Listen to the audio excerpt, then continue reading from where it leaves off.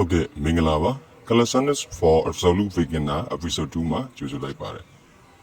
အခုကျွန်တော်တို့က push ခံကြတဲ့ push up ကိုတင်ပြပေးသွားမှာဖြစ်ပါတယ်ဒီလိုကျွန်တော်တို့ one bar လုပ်ပါမယ်အခုကျွန်တော်ပြထားတဲ့ shoulder rolls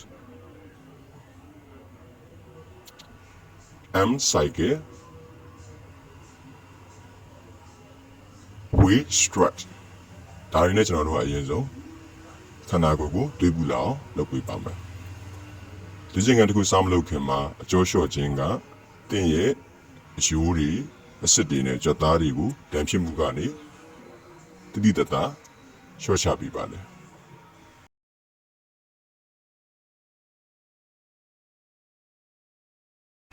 ဟုတ်ကဲ့ကျွန်တော်တို့အရင်ဆုံး push up မှာ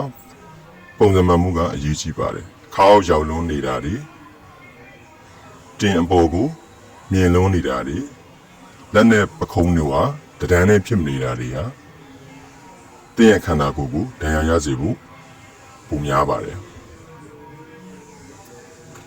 ရှင်ဘက်ကိုအခြေတိုင်းရှင်ဘက်အခြေတိုင်းလက်ကိုဖွင့်ထားမယ်ပြီးလို့ရှိရင်ခန္ဓာကိုယ်တစ်ဖြောင်းနဲ့ဖြစ်အောင်ပုံစံကိုအရင်ပြင်ရပါမယ်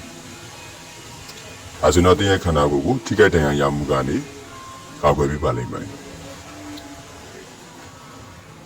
နောက်တော့ကျွန်တော်တို့ incline push up ကိုစတင်ပြီးတော့လေ့ကျင့်ပါမယ်လက်တင်လို့ရတဲ့အမြင့်တစ်ခုဒါမှမဟုတ်ခုံတစ်ခုပေါ်ကနေပြီးတော့လိုက်ပြီးတော့လေ့ကျင့်နိုင်ပါတယ်အဓိကအရေးကြီးတာကတော့ form ပုံစံအနေထားမှတ်မှုပါပဲနောက်တစ်ခုအနေနဲ့ကျွန်တော်တို့ knee push up ကို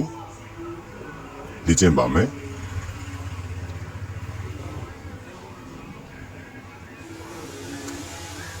ဟုတ်ကဲ့ဒီနှစ်ခုကကျွန်တော်တို့ full body push up ကိုတန်းပြီးတော့မတောင်းနိုင်တဲ့လူတွေအတွက်ကိုရည်ရပါတယ်ဒီလိုမျိုးလေးတွေကနေစလေ့ကျင့်ပြီးတော့မှ full body push up ကိုတွားလို့ရပါတယ်